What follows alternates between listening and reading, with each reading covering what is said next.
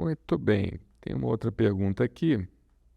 Boa noite, doutor. Eu tenho uma sobrinha com 8 anos. Quando ela nasceu, ela teve que transfundir o sangue. Desde muito cedo, ela apresenta muitas alergias, remédios, alimentos, nem se fala. Até carne de boi e fígado. O que mais me deixa de cabelo em pé é que a alergia dela causa placas no corpo, uma dor de cabeça terrível e muita febre. Se ela comer um pedacinho de banana, ela começa pela cabeça a criar placas inchadas vermelhas e muita dor de cabeça e febre. Doutor, que médico eu busco com a minha irmã? A gente já está desesperado. Então, você tem que realmente buscar um imunologista, né? O pediatra primeiro e o pediatra, então, se ele achar coerente, encaminhar para o para o imunologista, pelo alergista, perdão. Alergista é imunologista, tá bom? Por quê? Porque, assim, é interessante que o quadro clínico da sua filha parece, né, que pode haver, lógico, eu não quero aqui em nenhum momento fechar diagnóstico e dizer que é o quadro clínico apresentado por ela. Toda a informação que você receber aqui, você precisa levar para o seu médico assistente para ele moderar essas informações e dizer se estaria de acordo com a suspeita ou não, tá? Mas uma das hipóteses que a gente precisa investigar com a avaliação do médico assistente de uma maneira presencial, tá bom? É doença autoinflamatória. É algo que o diagnóstico está crescendo muito. Antigamente a gente não tinha uma ideia. É a doença, por assim dizer, vamos falar numa forma grosseira de falar, para que vocês entendam. É um reumatismo de criança.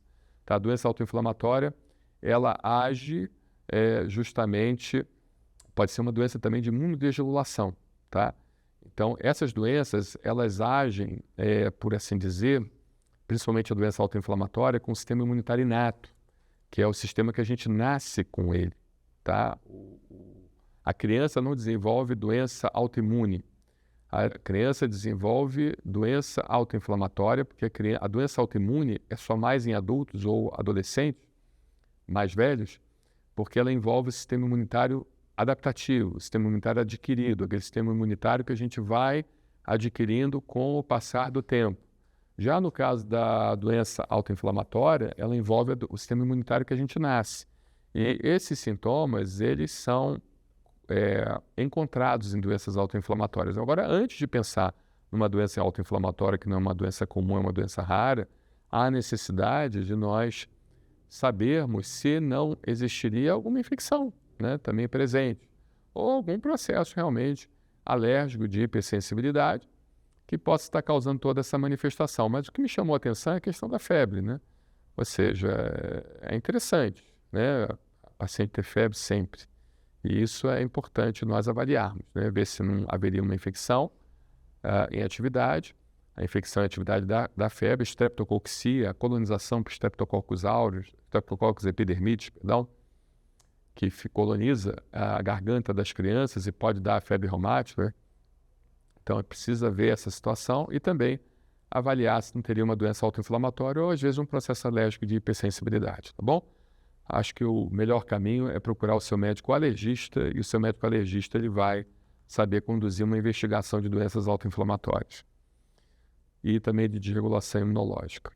Muito bem, muito obrigado pela sua pergunta. Tem uma outra pergunta aqui interessante. Eu uso Relvar desde os meus 18 anos. Hoje eu estou com 25. Passei a vida inteira pendurada em um inalador, com crise de asma e bronquite, 3 pneumonias e internações na conta. Muito bom no peito.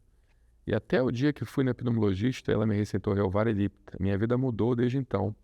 Nunca mais precisei fazer uma inalação na minha vida. O início usava diariamente. Hoje em dia, por conta própria, só utilizo quando vejo que a respiração começa a querer pesar. Faço exercícios físicos diariamente, inclusive de alta intensidade, não acelerou meu coração. Nada de tremedeira, entre outros sintomas citados por aqui. O medicamento é caro, mas foi o que salvou a minha vida e mudou minhas rotinas.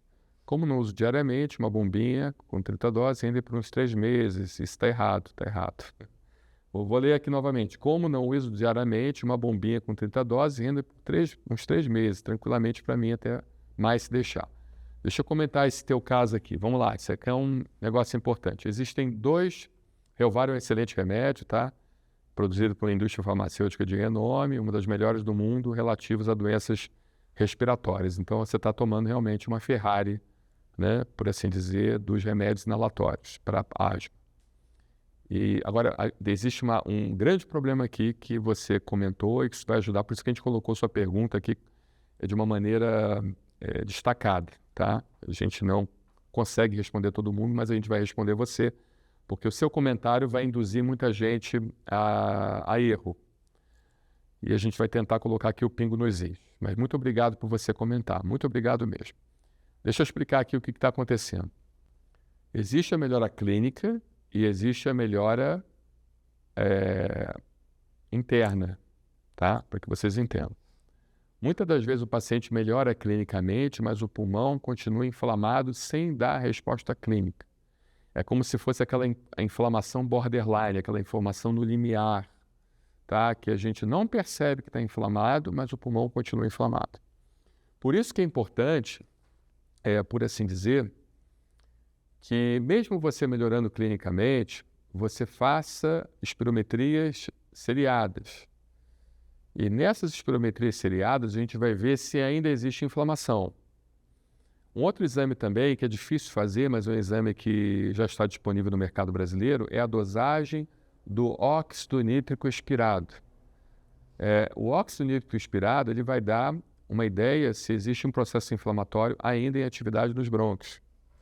Então, uma espirometria com óxido nítrico expirado e também é fazer a medição dos eosinófilos, ou pelo escarro induzido, citologia de escarro, né, dosando eosinófilo, ou pelo hemograma, porque o eosinófilo, ou os dois, né, se você tiver condições de fazer os dois, é melhor. Porque o eosinófilo é uma célula que aumenta em asmas complicadas. Você tem a asma alérgica e não alérgica, e na asma alérgica você tem a asma com eosinófilo e sem eosinófilo. A asma com eosinófilo é a asma mais grave, entende? Então, a gente vai vendo a dosagem do eosinófilo, vendo se vai baixando o eosinófilo também, que é um marcador também de resposta laboratorial e de melhora, né? Porque a remissão clínica não significa que o paciente teve uma remissão interna do pulmão. Ele pode ainda estar tendo processo inflamatório crônico no pulmão. E essa forma que você está fazendo é uma forma que, apesar de você melhorar clinicamente, você ainda vai ter processo inflamatório. Qual é o grande problema desse processo inflamatório pulmonar? Qual é o grande problema? É porque ele vai remodelando o brônquio. Ele vai substituindo seu brônquio por cicatriz, né? Vamos fazer aqui uma analogia. Se a pessoa corta a pele e depois da cicatrização vai formar um queloide. O queloide é mais duro do que a pele. Se você palpar um queloide, ele vai ter uma consistência mais endurecida do que a sua pele. Muito bem, isso acontece também no pulmão. Se o pulmão continua inflamado cronicamente, essa inflamação vai sendo substituída aos poucos por cicatrizes. Isso leva a um fenômeno chamado remodelamento brônquico, onde você perde a expansividade do pulmão, você perde a elasticidade do pulmão, e com o passar do tempo, seu pulmão vai ficando, entre aspas, mais duro. Estou tentando explicar de uma forma mais fácil. Isso aqui não é um canal científico, isso aqui a gente traz as coisas da academia para o público leigo. Nossa missão é essa, é tentar traduzir o que a academia diz para o público leigo. Eu não tenho intenção nenhuma de substituir professor nenhum. Então, por isso que a gente tenta falar de uma maneira mais fácil. Então, seu pulmão fica mais duro, fica mais endurecido, ele não consegue expandir adequadamente.